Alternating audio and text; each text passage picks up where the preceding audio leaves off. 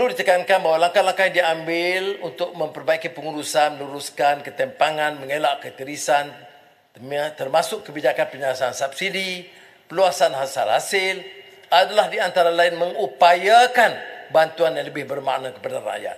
Rakyat masih terus mengeluh kerana terpaksa berdepan dengan apa yang dianggap sebagai kos yang meningkat. Sebab itu, kita berikan peningkatan tertinggi kepada STR dengan sumbangan asas rahmah. Saya ingin umumkan, pada tahun ini, program asas rahmah SARA untuk rakyat miskin dan STR, sumbangan tunai ramah, akan mendapat peningkatan terbesar dalam sejarah, 13 bilion ringgit. Ini akan memberi manfaat kepada 9 juta penerima atau 60% penduduk dewasa negara. 4.1 juta penerima STR akan menerima SARA sebanyak RM100 sebulan ketimbang 700,000 penerima sebelum ini. Bantuan SARA dikreditkan dalam MyKad. Penerima bermula April 2025 dibelanjakan untuk membeli barangan asas, minuman, ubatan, barang persekolahan dan lain-lain. Dan 600 pasaraya akan disediakan untuk bersama dalam bidang ini. Kategori bujang tidak ketinggalan. Mereka akan mendapat STR RM600. Penambahan ini adalah 3 bilion ringgit. Penambahan yang tinggi membolehkan kadar maksimum diterima. Maknanya isi rumah meningkat kepada RM4,600. Kita akui dan mendengar terus rungutan demi rungutan tentang kos sara hidup. Lantaran itu kita mengambil langkah serta kebijakan ekonomi yang merupakan peningkatan peruntukan dan kadar maksimum bantuan tunai yang pernah diberikan oleh kerajaan.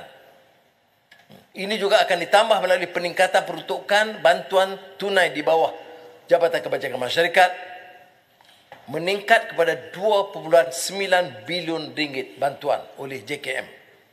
Kadar bantuan bulanan kepada rakyat miskin ditingkatkan.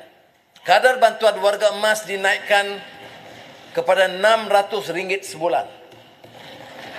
Kadar bantuan kanak-kanak keluarga miskin dinaikkan kepada RM250 sebagai bagi anak berusia 6 tahun ke bawah. RM200 bagi anak lingkungan usia 7 tahun hingga 18 tahun. Untuk wilayah persekutuan, kerana dia tidak ada kerajaan negeri dan selalunya bantuan ini ditambah oleh kerajaan negeri masing-masing. Oleh kerana wilayah persekutuan tidak punya kerajaan negeri, kadar bantuan am dinaikkan kepada RM150 dengan kadar maksimum sekeluarga RM500 sebulan. Saya percaya kerajaan negeri yang sudah terus mengadakan program ini ataupun kalau boleh ditambah. Jadi jika dihitung keseluruhan bantuan STR, SARA dan JKM tidak termasuk zakat dan bantuan negeri atau bantuan NGO, isi rumah miskin dengan 3 anak di Malaysia layak menerima bantuan lebih RM13,000 setahun. Yang ini peningkatan yang tertinggi yang pernah diperkenalkan. Untuk warga emas miskin layak menerima bantuan lebih RM10,000 setahun. Ini bermakna tidak ada rakyat di Malaysia yang berpendapatan kurang RM1,100 sebulan. Paling miskin sekalipun mesti ada minimum RM1,100 sebulan. Ini tanpa dimasukkan bantuan yayasan, zakat, kerajaan negeri. Maka tanggungjawab kita nak pastikan tidak ada keciciran.